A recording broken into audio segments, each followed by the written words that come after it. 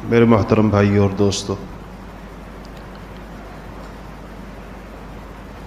رمضان شریف رخصت ہو گیا اور آج شوال کی 3 تاریخ۔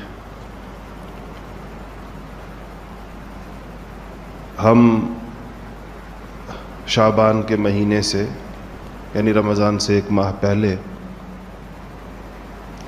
رمضان کی آمد کی، اس کے استقبال کی، اس کو صحیح معنوں میں استعمال کرنے کی اور اس کے اوقات کی حفاظت کی، اس کی رحمتوں اور برکتوں سے فیضیاب ہونے کی اور اس کے نتائج اور مقاصد کو حاصل کرنے کی گفتگو کرتے رہے اور یہی کہتے رہے کہ یہ پلک جھپکتے یہ مبارک مہینہ گزر جائے گا۔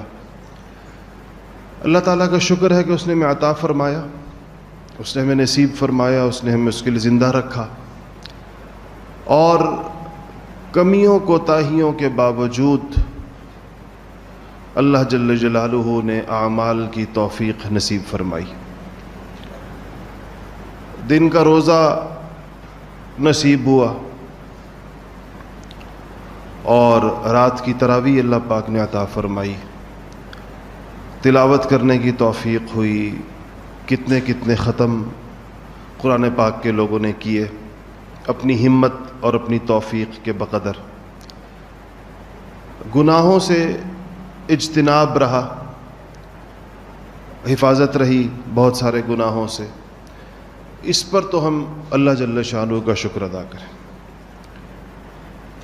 کیونکہ قاعدہ ہے کہ لئن شکرتم لازیدنکم، شکر کرو گے اللہ توفیق کو بڑھا دیں گے، مزید اضافہ فرما دیں گے۔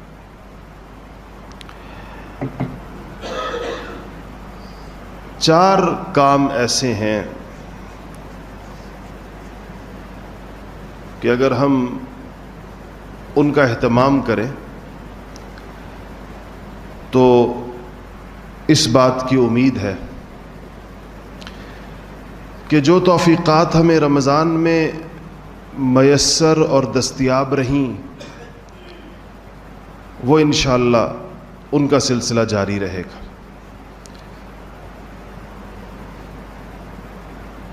جن میں سے پہلی چیز صبر ہے، پہلی چیز شکر ہے، جو میں نے عرض کیا کہ ہمیں جتنی بھی توفیق ملی، یقیناً اہل ہمت کو دیکھ کر، ہمت والوں کو دیکھ کر انسان کو اپنے اعمال کم لگتے ہیں اور خیال ہوتا ہے کہ ہم سے ویسے نہیں ہو سکا جیسے اہل ہمت نے کیا۔ اس کے باوجود جو جتنی توفیق ملی، جتنا ہمدردی کی، اعمال کے علاوہ لوگوں کے ساتھ خیر خواہی کی، افطار کرانے کی، لوگوں کو کھلانے پلانے کی، یا اس نوعیت کی جتنی بھی توفیقات ملی، سب سے پہلے تو ہم اس کے اوپر شکر ادا کریں اور اس نیت سے شکر ادا کریں کہ اس تھوڑے پر، اپنے عمل کو تو ہمیشہ تھوڑا سمجھنا ہے، وہ تو انسان برباد ہو گیا جس نے اپنے عمل کو زیادہ سمجھ لیا، تو عمل کو تو تھوڑا سمجھتے ہوئے اس نیت سے اس کے اوپر شکر ادا کیا جائے کہ اللہ جل شانہ نے قاعدہ بیان فرمایا ہے کہ لئن شکرتم لازیدنکم، کہ تم اگر شکر ادا کرو گے تو اللہ جل شانہ بڑھا دیں گے تمہارے شکر کو، اللہ تعالیٰ تمہاری توفیق کو، تمہیں جو اللہ تعالیٰ کی طرف سے جو تم پر فضل ہوا ہے اس میں اللہ جل شانہ اضافہ فرما دیں گے۔ پہلی چیز تو یہ شکر گزاری ہے۔ دوسری چیز جس کی ہمیں مستقل عادت ڈالنی چاہیے لیکن رمضان کے بعد اہمیت کے ساتھ ذرا اس کو دیکھا جائے، وہ کہلاتا ہے محاسبہ نفس، اپنا احتساب، اپنا محاسبہ۔ ہمارے ہاں اردو اخبارات کے اندر یہ لفظ احتساب استعمال ہوتا ہے، عربی کا لفظ ہے، یہ درست معنوں میں نہیں استعمال ہوتا، اس کے لیے صحیح لفظ محاسبہ ہے، جس معنی میں استعمال ہوتا ہے اکاؤنٹیبلٹی کے معنی میں، اس کی لفظ محاسبہ زیادہ بہتر ہے بنسبت احتساب کے۔ احتساب کے اور معنی ہیں، قرآن و سنت کی زبان کے اندر، من قام رمضان ایمانا و احتسابا غفر له ما تقدم من ذنبه، بالکل ہی کسی اور معنی میں استعمال ہوتا، مثبت معنی میں استعمال ہوتا، ہمارے ہاں منفی معنی میں استعمال ہوتا۔ تو محاسبہ نفس کا مطلب یہ ہے کہ ہم غور کریں اس بات کے اوپر کہ تمام احوال موافق ہونے کے باوجود،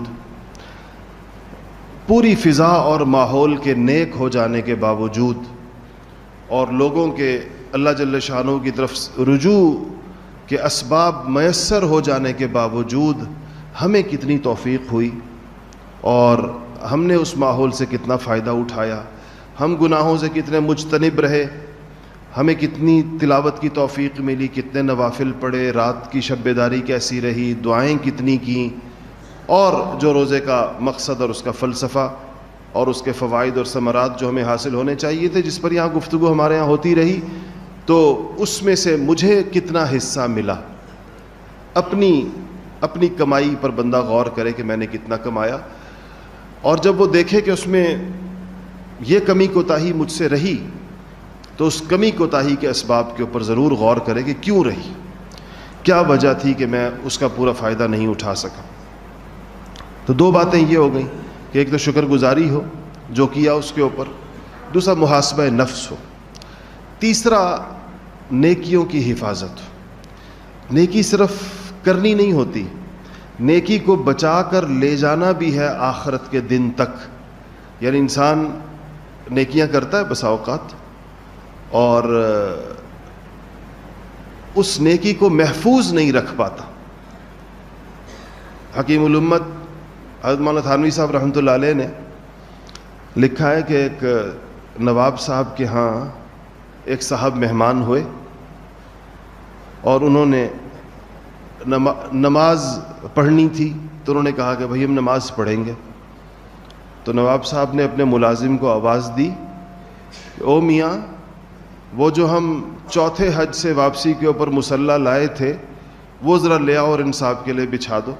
تو حضرت نے فرمایا کہ ایک جملے کے اندر چاروں حجوں کے ثواب سے محروم ہوگے، کہ اگر ریاکاری کی نیت سے ہو، اگر یہ بتانا مقصود ہو کہ میں 4 حج میں نے کیے ہیں۔ ہمارے بر صغیر میں چونکہ حج ایک مشکل کام ہوتا تھا، اسے لوگوں کے ناموں کے ساتھ حاجی لگایا جاتا ہے، باقی عبادات کے کرنے والے کو نہیں لگاتے، مثلا کسی کو نمازی نہیں کہتے اور کسی کو صائم نہیں کہتے، حاجی کہتے ہیں۔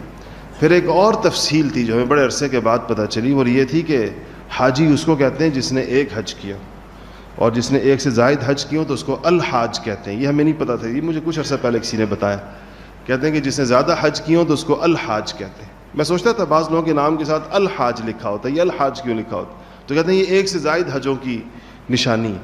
خیر، نیکیوں کی حفاظت، انسان نیکی کو بچا کر آخرت تک لے جائے، وہ چیزیں جو نیکیوں کے ثمرات کو ضائع کرتی ہیں، جیسے کسی پر اگر صدقہ اور خیرات کیا، کسی کے ساتھ کوئی احسان اور بھلائی کی، پھر اس کو جتا دیا تو وہ نہیں رہتا باقی۔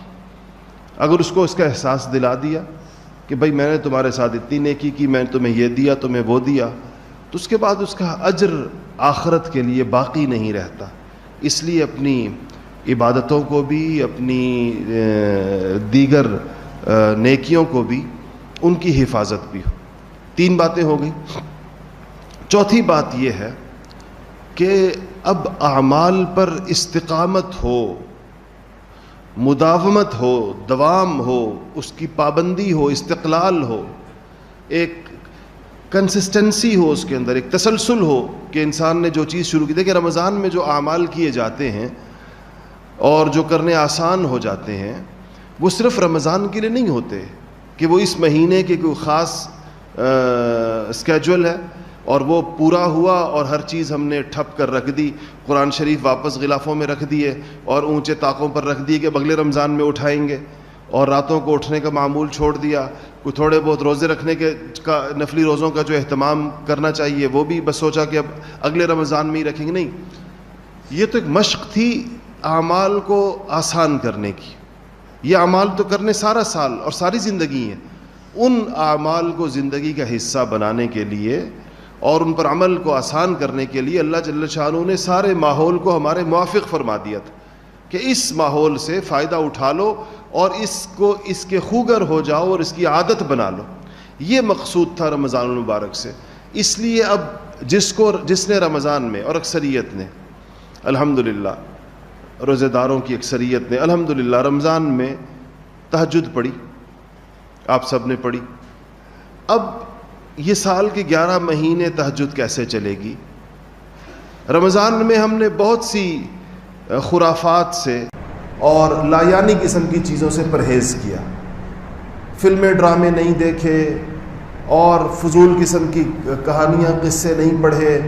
اس کی بجائے یہ اوقات ہم نے عبادت اور تلاوت کو دیے. یہ معمول ہمارا سال کے باقی 11 مہینے کیسے چلے گا؟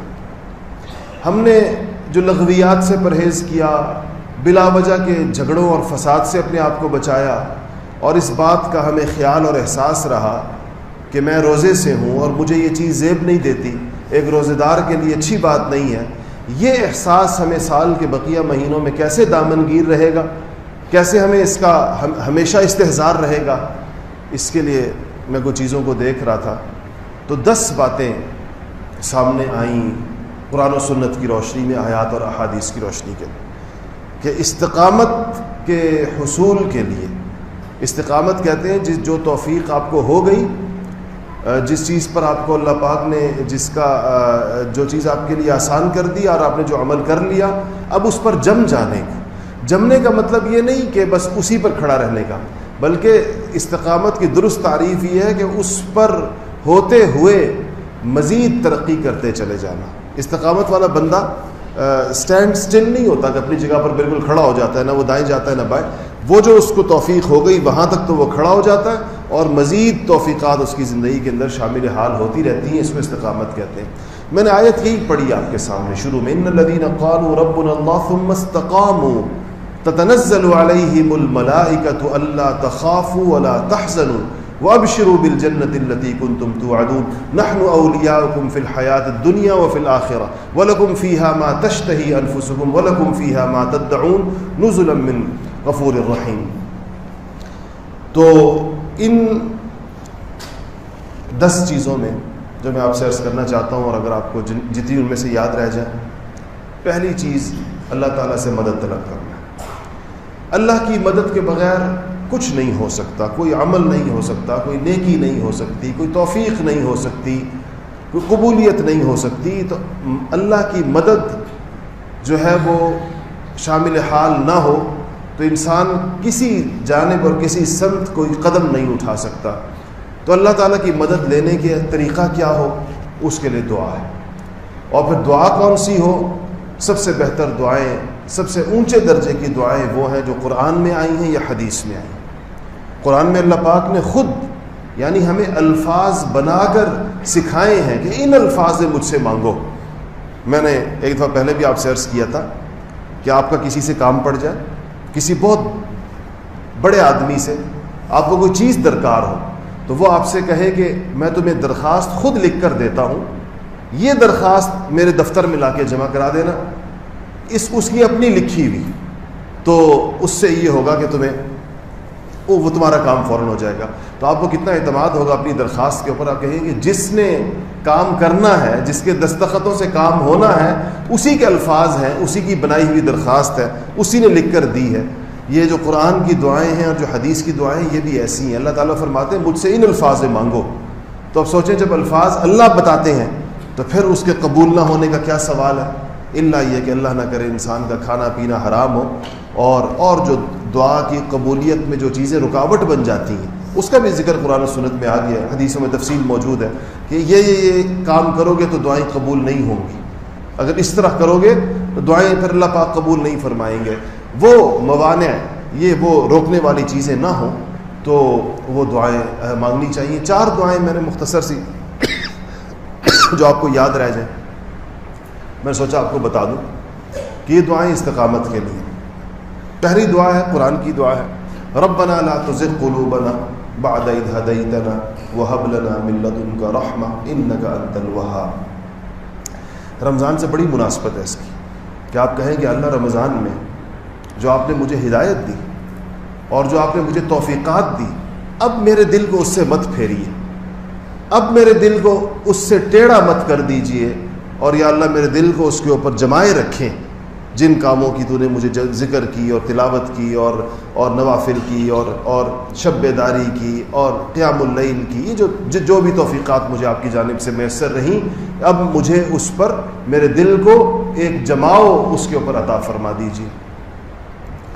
دوسری، ربنا افرغ علینا صبرا وثبت اقدامنا، ربنا افرغ علینا صبرا وثبت اقدامنا۔ افرغ علینا صبرن کا ایک دیہاتی سا ترجمہ ہے کہ اللہ ہمارے اوپر صبر کو گویا انڈیل دیجیے، ہمیں اتنا صبر عطا کر دیجیے۔ اور صبر کا مفہوم آپ کے ذہن میں رہے، یہاں ہماری اس پہ بات چیت ہوتی رہی کہ نیکیوں پر استقامت بھی صبر ہے، گونج ہے اس کے اندر، اور گناہوں سے بچنا بھی صبر ہے۔ تو یا اللہ افرغ علینا صبرن، خوب صبر کی توفیق دیجیے، آسان کر دیجیے۔ وثبت اقدامنا، یا اللہ ہمارے قدم مضبوط کر دیجیے، ہم پھسلے نہ۔ آپ نے دیکھا ہوگا ہم پھسل جاتے ہیں، رمضان ختم ہوتا ہے اور ہم پھسل جاتے ہیں، اس لیے اپنے قدموں کا ثبات اور مضبوطی مانگی گئی ہے کہ الہی توفیقات پر اور نیکیوں پر مضبوطی اور قدم کا ثبات نصیب فرمائیے۔ یہ بھی قرآن کی دعا ہے۔ ایک دعا ہے جو نبی کریم صلی اللہ علیہ وسلم کیا کرتے تھے، حدیثی کتابوں کے اندر موجود ہے، یا مثبت القلوب یا مقلب القلوب، دو الفاظ ہیں، یا مقلب القلوب، اے دلوں کے پھیرنے والے، اے دلوں کو گھمانے والے، اے دلوں کا کنٹرول اپنے ہاتھ میں رکھنے والے، یا مقلب القلوب، یہ لفظ قلب بدلنے سے آیا ہے، پلٹنے سے آیا، اسی سے لفظ انقلاب بھی نکلا ہے۔ تو یا مقلب القلوب ثبت قلبی علی دینک، کہ اے دلوں کو پھیرنے والے میرے دل کو اپنے دین کے اوپر پختگی عطا فرما، میرے دل کو اپنے دین کے اوپر ایک استقامت عطا فرما۔ تیسری دعا یہ ہے جو ہمیں کرنی چاہیے۔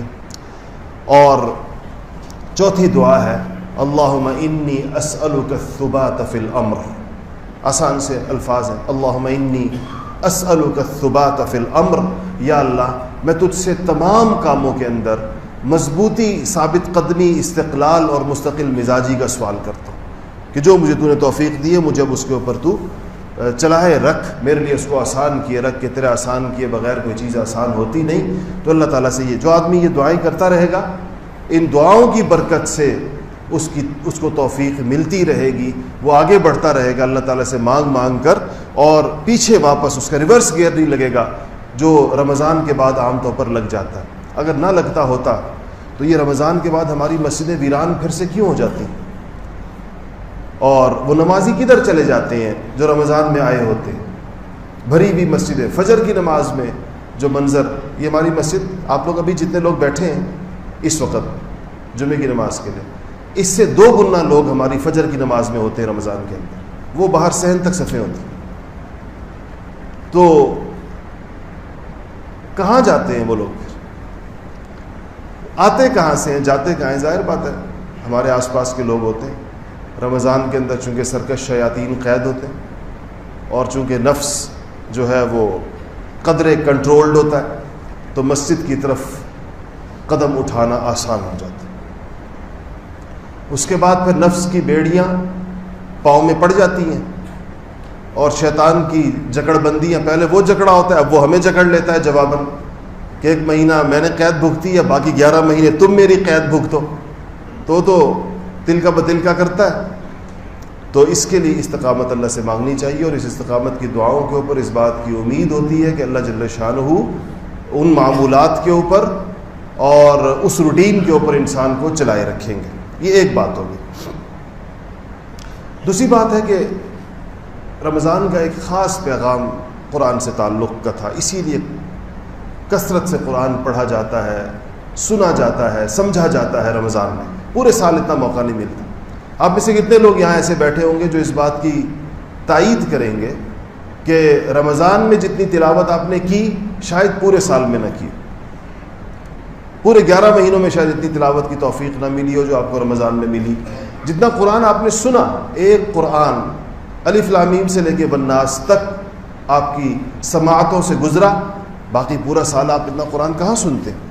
اسی طرح یہاں ہم کہتے رہے آپ حضرات سے کہ قرآن کا کچھ حصہ سمجھنے کے لیے، تدبر کے لیے، تفکر کے لیے، غور و فکر کے لیے مخصوص کرنا چاہیے. اور رمضان میں کم سے کم قرآن کا ایک پاؤ، ایک ربع سپارہ اس کو اس نیت سے پڑھنا چاہیے کہ آپ اس کا ترجمہ بھی دیکھیں اور آپ اس کی تفسیر بھی دیکھیں اور آپ اس پہ غور و فکر تدبر کریں کہ اللہ جل شانہ کیا کہنا چاہتے ہیں. یہ چیزیں رمضان میں میسر رہیں. اب ہم یہ نیت اور ارادہ کر لیں کہ رمضان کے قرآن سے اپنے تعلق کو مضبوط کریں، قرآن سے رشتہ جوڑیں. شیخ الہند مولانا محمود حسن صاحب رحمۃ اللہ علیہ کے نام خدا جانے آپ نے سنا یا نہیں سنا. ہندوستان بر صغیر کے عظیم مسلمان رہنماؤں، علماء، بلکہ مجددین کے قافلے کے سرخیل تھے. انگریزوں نے قید کر دیا مالٹا میں. مالٹا ایک جزیرہ برفستان ہے، اور اس لیے کہ ان کی قید کے لیے مالٹا کا انتخاب اس لیے کیا کہ ہندوستان کی کسی بھی جیل میں اگر ان کو رکھا جاتا تو انگریز اس بات سے ڈرتے تھے کہ ان کے پروانے اور ان کے عاشق پورے بر صغیر کے مسلمانان بر صغیر بلکہ ہندوؤں کی بھی ایک بہت بڑی تعداد ان کی قیادت اور سیادت کو تسلیم کرتی تھی کہ یہ لوگ ان کو چھڑا لیں گے، اس جیل پر لوگ حملہ آور ہو جائیں گے. تو پورے بر صغیر میں، اتنے بڑے ملک میں ان کو کوئی جیل نہیں ملا جہاں پر ان کو رکھا جائے. ان کو لے جا کر مالٹا کے جزیرے میں قید کیا تھا. اپنی 4 سالہ قید کے بعد جب وہ واپس آئے 1919 میں، 1919، پورے 100 برس ہو گئے اس بات کو. آج یہ 2019 ہے اور وہ 1919 میں آئے تھے. اس 100 برس پہلے اس پیر دانا نے، اس مرد درویش نے یہ کہا کہ مالٹا کے قید خانے کی تنہائیوں میں میں نے امت مسلمہ کے زوال کے اسباب پر غور کیا. میں نے سوچا کہ امت پر زوال کیوں ہے، یہ امت ہر جگہ پٹ کیوں رہی ہے. تو تمام تفکر و تدبر کے بعد جو نتیجہ میں نے نکالا کہ اس کی 2 وجہیں ہیں. 2 باتوں کی وجہ سے یہ امت زوال کا شکار ہے. پہلی وجہ قرآن سے لا تعلقی ہے کہ قرآن چھوڑ دیا ہے امت، قرآن کا پیغام نہیں جانتی، پتہ نہیں ہے، ہر لحاظ سے اس کی حق تلفی ہے. نہ درست پڑھتے ہیں، ہمیں پڑھنا بھی صحیح نہیں آتا، نہ اس کو سمجھتے ہیں، ترجمہ بھی نہیں آتا، اس کی تفصیل بھی نہیں معلوم، اور نہ اس پر عمل کرتے ہیں. کسی بھی اعتبار سے قرآن کا حق ہم نہیں ادا کرتے، اور یہ بالکل حقیقت ہے 100%. وہ 100 سال پہلے انہوں نے فرمائی، 100 سال کے بعد بھی یہی صورتحال ہے. اور دوسرا فرمایا ایک وجہ قرآن کو چھوڑ دینا، اور دوسرا فرمایا کہ آپس کے اختلافات، کہ مسلمانوں کو زوال جو ان کا آیا ہے وہ ان آپسی اختلافات کی وجہ سے آیا ہے. ایک باہم نبرد آزما ہے ایک دوسرے کے ساتھ، اپنی تمام قوتیں ایک دوسرے کے خلاف استعمال کر رہے ہیں. وہ قوت جو مجتمع ہو کر کفار کے مقابلے میں استعمال ہونی چاہیے تھی، وہ ایک دوسرے کے خلاف استعمال ہو رہی ہے. کہا اگر یہ 2، اس پر فرمایا کہ میں نے اب جو زندگی باقی ہے اس میں یہی عزم اور ارادہ کیا ہے. پہلا الفاظ میں کوشش کر رہا ہوں کہ انہی کے ہوں، کہ قرآن کو لفظاً اور معنن عام کیا جائے. قرآن کو لفظاً اور معنن عام کیا جائے. کیا مطلب ہے اس کا؟ لفظاً عام کرنے کا مطلب یہ ہے کہ قرآنی مکاتب قائم کر کے درست قرآن پڑھنا سکھایا جائے، قرآن کی صحیح تلاوت سکھائی جائے. اور معنن عام کرنے کا مطلب یہ ہے کہ مسلمانان بر صغیر کو اس کا ترجمہ، اس کی تفسیر، اس کو سکھایا جائے کہ قرآن کیا رہا ہے، اس کا پیغام ان کو سکھایا جائے اور ان کو بتایا جائے. پہلی بات کا کے لیے حل یہ ارشاد فرمایا، اور دوسری بات کے لیے ارشاد فرمایا کہ مسلمانوں کے درمیان اختلاف کو کسی بھی قیمت کے اوپر برداشت نہ کیا جائے، یعنی اس کو فروغ نہ دیا جائے کسی صورت کے اندر. وہ جس کو آپ ہیٹ سپیچز کہتے ہیں نا، نفرت آمیز تقریریں، اور ایک دوسرے کے اوپر کفر و شرک کے فتوے، اور ایک دوسرے کو جو ہے وہ گمراہ اور فتنہ پرداز کہنا، اور لوگوں کے دلوں کے اندر ایک دوسرے کے بارے میں نفرت کے جذبات کو پیدا کرنا، اس کو کسی قیمت کے اوپر برداشت نہ کیا جائے. اس عمل کی کسی قیمت پر حوصلہ افزائی نہ کی جائے، اور نہ ایسے لوگوں کو اپنے معاشرے کے اندر آزادانہ کام کرنے کی اجازت دی جائے. جو معاشرے کو توڑ رہے ہیں، جو لوگوں کے درمیان افتراق اور انتشار پیدا کر رہے ہیں۔ یہ دو باتیں اس پیر دانا نے کہی تھی، اور آج بھی اگر آپ دیکھیں گے تو آپ کو اپنے تمام مسائل کی جڑ انہی دو باتوں کے اندر نظر آئے گی۔ یوں تو بے شمار باتیں ہو سکتی ہیں، لیکن جو اس کا مغز اور اس کا خلاصہ ہوگا وہ یہ دو ہوگا۔ تو دوسری چیز میں نے عرض کی، قرآن سے تعلق جوڑی ہے۔ تیسری بات، اللہ جل شانہ نے استقامت کے لیے، دیکھیں جنگ کے میدانوں کے اندر اذا لقیتم الذین کفروا زحفا، کہ جب تمہیں حالت جنگ کے اندر دشمن کا سامنا ہو جائے تو اللہ نے فرمایا کہ فلا تولوہم الادبار، بھاگو مت، پیٹھ مت پھیرو، تو اثبتو، ثابت قدم ہو جاؤ۔ اور پھر ثابت قدمی کے لیے جو نسخہ تجویز فرمایا اللہ جل شانہ نے، کہا وَاذْكُرُوا اللَّهَ كَثِيرًا، اور اس ثابت قدمی کو پر جمنے کے لیے جو اللہ سے مانگنے کے لیے طریقہ کیا ہوگا، اذکروا اللہ کثیرا، اللہ کا کثرت سے ذکر کرو، کثرت سے اللہ کا ذکر کرو، تاکہ اللہ تعالیٰ تمہیں جماؤ نصیب فرمائے، تاکہ اللہ تمہیں استحکام نصیب فرمائے، استقامت نصیب فرمائے، ثابت قدمی نصیب فرمائے، تسلسل اور دوام نصیب فرمائے نیکیوں پر اور اعمال کے اوپر۔ تو تیسری چیز اللہ تعالیٰ کا ذکر ہے۔ ہم یہاں ذکر کی مجالس بھی اسی لیے کرتے ہیں کہ ذکر کا شوق پیدا ہو۔ اتوار کے دن عصر کے بعد ہمارے یہاں مجلس ذکر ہوتی ہے، ذکر کا شوق پیدا کرنے کے لیے، تاکہ تنہائیوں میں ذکر کرنے کی عادت پیدا ہو۔ ماحول میں کریں گے، مل کر تھوڑی عادت پڑے گی، مانوس ہوں گے، پھر تنہائیوں میں کرنے کی توفیق بھی ہوگی۔ چوتھی چیز جو استقامت کے لیے کام آتی ہے وہ یہ مزاج یہ بنائیے کہ احکامات شریعت کے سامنے سر جھکائیے، سرنڈر کیجیے، باطل تعویلات کا مزاج نہ بنائیں۔ ہم اس ممبر سے مسائل بیان کرتے ہیں، لوگ چیں بجبیں ہوتے ہیں، یہ بات کیوں کہی، اور پھر اس کے لیے عجیب رقیق تعویلات کرتے ہیں۔ ہم کہتے ہیں داڑھی رکھو بھائی، داڑھی سنت ہے، واجب کے درجے میں ہے، سنت الانبیاء ہے، فوراً کہتے ہیں سارا دین داڑھی میں تو نہیں ہے۔ ہم نے کب کہا ہے سارا دین داڑھی میں ہے؟ ہم نے تو کہا دین میں داڑھی بھی ہے۔ اور کوئی کہے گا او داڑھی والے تو آج کل یہ بھی کرتے ہیں، داڑھی والے، اس کا کیا تعلق ہے آپ کی سنت پر عمل کرنے سے؟ یہ وہ باطل اور رقیق تعویلات ہیں جو خالص شیطان کی سجھائی ہوئی ہوتی ہیں۔ ایک عمل کی آپ کو دعوت دی جا رہی ہے، آپ کو، ہم کوئی اپنے گھر سے بنائی ہوئی گھڑ کر باتیں تو نہیں کر رہے ہوتے، یہ قرآن و حدیث کے اندر آئی ہوئی اللہ اور اس کے رسول کی باتیں۔ اس ممبر پر بیٹھنے کی ہماری ذمہ داری ہے کہ ہم آپ کو وہ بات بتائیں جو قرآن و سنت کے اندر ہے، یہ ہمارا منصب ہے، ہم سے اس پر قیامت کے دن پوچھا جائے گا۔ اور آگے سے لوگوں کی تعویلات سن کر گویا کہ ارادہ ہی نہ ہو جیسے انسان، یہ شریعت کے سامنے سر جھکائے ہوئے انسان کا یہ طریقہ نہیں ہوتا۔ اپنی کوتاہی مانی ہے کہ مجھے توفیق نہیں ہے، اللہ مجھے توفیق عطا فرما دے۔ بے شک یہ رسول اللہ کی سنت ہے اور ہر مسلمان کو رکھنی چاہیے، اور یہ اس کی ہونی چاہیے۔ اسی طرح شریعت کے دیگر احکامات ہیں، جو حکم شریعت ملے، جو حکم شریعت دلیل کے ساتھ، قرآن و سنت کی دلیل کے ساتھ آپ تک پہنچے، اس کے آگے سر جھکائیے، مانیے اس کو، چاہے آپ کا اس پر عمل ہے یا نہیں ہے، کہ ہاں یہ اللہ کا حکم ہے، یہ رسول اللہ کا طریقہ ہے، ہمیں اس کے اوپر ہونا چاہیے۔ ہماری کوتاہی ہے، ہماری نالائقی ہے، ہم سے نہیں ہو سکا ابھی تک، بجائے اس کے کہ اس حکم کو نشانہ بنائیں یا اس حکم پر کسی بھی درجے میں عمل پیرا لوگوں کو نشانہ بنا کر اپنے لیے جواز تلاش کریں اور بہانہ تلاش کریں، یہ مزاج سر تسلیم خم کرنے والوں کا نہیں ہوتا۔ اس لیے شریعت کے اوپر سر تسلیم خم ہونا چاہیے، انسان مانے اور سر جھکا کر مانے۔ پانچویں چیز جو اس میں استقامت کے لیے کام میں آنے والی ہے وہ یہ کہ اہل استقامت کے احوال پڑھیے، اور سب سے بڑے استقامت والے لوگ وہ ہیں جن کو اللہ جل شانہ نے قرآن کے اندر اولو العزم کہا ہے، اولو العزم من الرسل، انبیاء علیہ الصلوۃ والسلام۔ اللہ نے فرمایا یہ اونچے عزائم والے لوگ ہیں، سب سے زیادہ جواں ہمت لوگ یہ نبیوں کا قافلہ ہے، یہ معشر الانبیاء ہے۔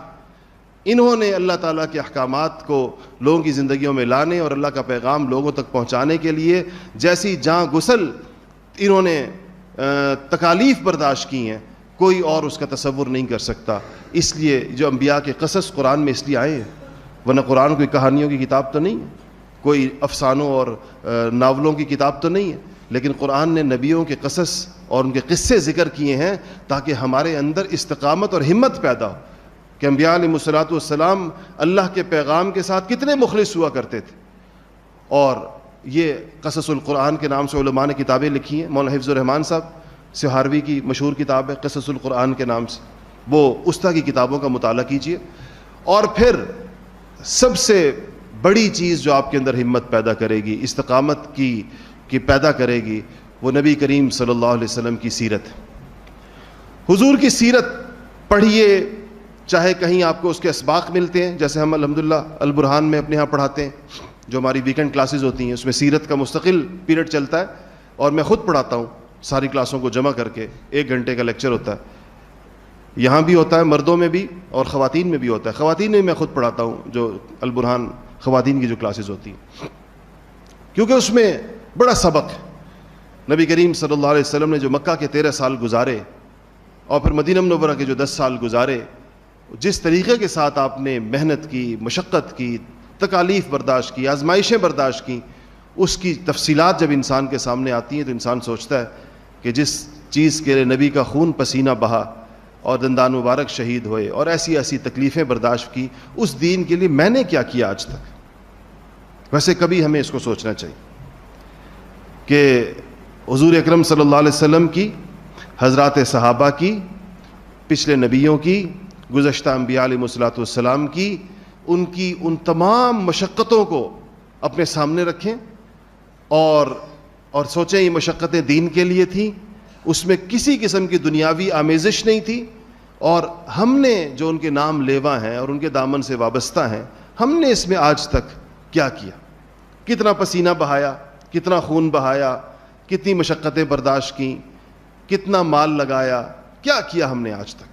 تو ہمیں سمجھ میں آئے گا انصاف کے ساتھ جب ہم غور کریں گے کہ ہم نے صرف باتیں بنائیں, ہم نے صرف فلسفے پیش کیے, اور اللہ تعالیٰ کی سنت یہ ہے کہ باتوں اور فلسفوں سے صرف ماحول اور معاشرے میں تبدیلی نہیں آتی, اس لیے لوگ دین کی طرف بھی نہیں آئے. چھٹی چیز اس میں یہ ہے کہ اسلامی موضوعات پر جو کتابیں لکھی جاتی ہیں, کچھ نہ کچھ مطالعے کی اس کی عادت ہونی چاہیے. احکام کی کتابیں, نماز سے متعلق کتابیں, دیگر احکام سے متعلق کتابیں, کچھ نہ کچھ اس کا ایک معمول مطالعے کا رکھیں. اس سے بھی آپ کو نیکی کی چیزوں کی طرف اشارہ ہوتا رہے گا, اس کی طرف دھیان جاتا رہے گا, اس کا شوق پیدا ہوتا رہے گا. دینی مطالعہ کرنے والے لوگوں کو عام طور پر آہستہ آہستہ اس کا ذوق اور ان کا شوق بڑھتا رہتا ہے, اور اس سے ایک تو علم درست ہو جاتا ہے, انسان کا فہم صحیح ہو جاتا ہے, شریعت کا فہم درست ہو جاتا ہے, اور انسان کو بہت سارے فائدے ہوتے ہیں. 7ویں چیز یہ ہے استقامت کے لیے کہ نفلی عبادات پر اپنے نفس کو مجبور کریں, اس پر جبر کریں, آپ کے فرائض کی حفاظت رہے گی. اگر آپ نے اپنے نفس کو چھوٹ دے دی کہ کوئی نفلی کام نہیں کرنا, بس ہم سے فرائض ہو جائیں, ہمارے تو یہی بہت ہیں, ایسے لوگوں کے عام طور پہ فرائض بھی چھوٹ جاتے ہیں. یہ نفلی عبادات جو ہیں یہ فرائض کے آگے لگے ہوئے بیریئر ہیں. جیسے کسی اہم جگہ پر حفاظت کے لیے بیریئر دور لگایا جاتا ہے تاکہ کوئی حملہ آور قریب نہ آ سکے, کسی بڑی سینسٹیو فیسلٹی ہے اگر کہیں پر تو اس کے قریب کوئی نہ آئے, کوئی انسٹالیشن ہے.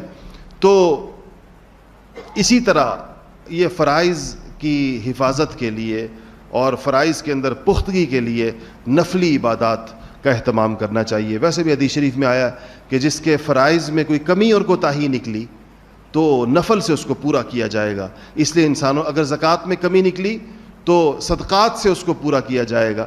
اس لیے انسان کے پاس نفلی اعمال کا بھی ایک اچھا خاصا ذخیرہ ہونا چاہیے جو فرائض کے اندر اس کی کمی کوتاہی کو بھی پورا کرے گا, فرض کی حفاظت بھی کرے گا, فرض کے اندر جان بھی پیدا ہوگی اور استقامت بھی نصیب ہوگی. 8ویں چیز یہ کہ علمی اور اصلاحی مجالس میں شرکت کرنی چاہیے. صحبت سے انسان بہت تبدیل ہوتا ہے. علماء کہتے ہیں کہ آپ جمعے کے لیے تشریف لاتے ہیں ماشاءاللہ, اور یہ اس ہماری سعادت ہے, خوش قسمتی ہے کہ ماشاءاللہ ہمارے ہاں جمعے کی نماز سے بہت پہلے مسجد بھر جاتی ہے. آج کل تو چھٹیاں ہیں, جن دنوں کے اندر لوگ یہاں ہوتے ہیں اسلام آباد میں, تو جنہوں نے آنا بیان 1:45 بجے شروع ہوتا ہے لیکن 12:30 بجے مسجد بھر جاتی ہے. باہر بھی لوگ, میں جب آتا ہوں ممبر کی طرف باہر سے تو برآمدے میں بھی لوگ ہوتے ہیں, صحن میں بھی لوگ ہوتے ہیں, حالانکہ ابھی پونا گھنٹہ باقی ہوتا ہے نماز میں. تو یہ ایک علمی مجلس بھی ہے, ایک اصلاحی مجلس بھی ہے. تو علمی اور اصلاحی مجالس میں شرکت کرنے سے اور دین کی بات سننے سے انسان کی توفیق کے اندر اضافہ ہوتا ہے. تو اس کا بھی اہتمام کرنا چاہیے. اور نویں بات یہ ہے کہ بری صحبت سے بچنا چاہیے. آپ دیکھ لیں گے کہ جو انسان کو برائی کی طرف لے جانے والی سب سے تیز رفتار چیز ہے, زود اثر چیز ہے, وہ بری صحبت. تو رمضان کے بعد انسان اگر ان پرانے گناہوں کی طرف لوٹنا نہیں چاہتا, اس پرانے طرز زندگی کی طرف لوٹنا نہیں چاہتا, تو اس کو چاہیے کہ برے دوستوں سے, بری صحبتوں سے, بری بیٹھکوں سے ان سے اجتناب کرے. اور 10ویں اور آخری چیز جو میں نے آپ سے کہا کہ میں 10 باتیں عرض کروں گا, وہ یہ ہے کہ توبہ کا مزاج بنائیں. تمام تر احتیاطوں کے باوجود انسان سے کمی کوتاہی ہو جاتی ہے, اس سے پھر کوئی نہ کوئی گناہ سرزد ہو جاتا ہے, اس سے پھر کوئی نہ کوئی لغزش اور چوک ہو جاتی ہے. اس کے لیے انسان توبہ کا مزاج بنائے کہ جب بھی کوئی کمی کوتاہی ہو جائے تو وہ توبہ کرے. یہ 10 چیزیں ایسی ہیں جو استقامت کے اوپر انسان کو اگر ان کا اہتمام کر لے تو انشاءاللہ اس کو اپنے اعمال کے اوپر استقامت نصیب ہوگی. آخری بات یہ کہ شوال ہے, تو حدیث شریف کے اندر آیا کہ من صام رمضان ثم اتبعہ ستا من شوال, جس آدمی نے رمضان رکھا اور پھر رمضان کے روزے رکھے, پھر 6 روزے شوال میں رکھے, کان کصیام الدہر, وہ ایسا ہے جیسے اس نے پورا سال روزہ رکھا. یہ حدیث شریف ہے کہ 6 روزے شوال میں رکھ لے. اس کی وجہ دیگر روایات بھی, میں نے آج صبح فجر کی نماز کے بعد, ہمارے یہاں فجر کے بعد درس حدیث ہوتا ہے, تو میں نے فجر کی نماز کے اندر وہ ساری روایات سنائیں جو شوال کے روزوں کے بارے میں حدیثی کتابوں میں آتی ہیں. اس میں نبی کریم صلی اللہ علیہ وسلم نے وجہ بھی بیان فرمائی. آپ نے کہا ہے کہ اللہ نے کہا ہے نا کہ من جاء بالحسنۃ فلہ عشر امثالھا, کہ جو آدمی کوئی نیکی کرے گا اس کو 10 گنا اجر ملے گا اس کا. تو 1 مہینہ جس نے رمضان کا روزہ رکھا تو یہ کتنے ہو گئے؟ 10 مہینوں کے روزے ہو گئے. من جاء بالحسنہ فلہ عشر امثالھا, 10 کے بدلہ 10 کا عوض ملے گا. تو 1 مہینے کا روزہ 10 مہینے کے برابر ہو گیا. باقی 2 مہینے رہ گئے, تو 6 روزے جس نے شوال کے رکھے تو اس کو 10 سے ضرب دیں تو وہ 60 دن ہو گئے, 2 مہینے یہ ہو گئے. تو یہ 2 مہینے اور 10 مہینے ملا کر پورے سال کے روزے کا ثواب ہے. اس کے 2-3 فائدے میں آپ کو بتاؤں. ایک تو پورے سال کے روزوں کا ثواب انسان کو مل جاتا ہے. دوسرا اس کا بڑا فائدہ یہ ہے کہ روزے میں ہم سے جو کمی کوتاہی ہو جاتی ہے, کمی کوتاہی کے روزہ چھوڑنا نہیں, روزہ رکھ کر جو کمی کوتاہی ہوتی ہے, مطلب روزہ رکھ کر غیبت ہو گئی, روزہ رکھ کے جھوٹ بول دیا, روزہ رکھ کر پوری عبادت نہیں کی, تو روزے کے اندر جو کمی کوتاہی ہوتی ہے یہ اس کی تلافی کرتے ہیں. شوال کا جو روزے ہیں, اس سے کیونکہ حدیث شریف میں آتا ہے کہ فرائض کی کمی کی تلافی نوافل کرتے ہیں. تو یہ روزے نفلی ہیں, نفلی روزے ہیں, سنت ہے, نفل ہے, لیکن یہ فرائض کی کمی کوتاہی کی تلافی کرتے ہیں. تیسرا فائدہ اس کا یہ ہے کہ ایک عمومی اصول ہے کہ انسان کی جو چیز قبول ہو جاتی ہے اس کو اس کی توفیق زیادہ مل جاتی ہے. شوال کے روزے رکھنے کا مطلب یہ ہے کہ اس انسان کے رمضان کے روزے اللہ نے قبول کر لیے, اس لیے اس کو نفلی روزوں کی توفیق مل گئی. جس آدمی, یہ توفیق کی ایک علامت علماء نے بیان کی ہے کہ انسان کا جو عمل قبول ہوتا ہے اس عمل کی مزید توفیق اس کو مل جاتی ہے, یہ پچھلے عمل کی قبولیت کی دلیل ہوتی ہے. تو اس لیے شوال کے 6 روزوں کا بھی اہتمام کرنا چاہیے. اللہ جل شانہ ہمیں اس پہ عمل کرنے کی توفیق نصیب فرمائے. آج سوال و جواب کی نشست نہیں ہوگی.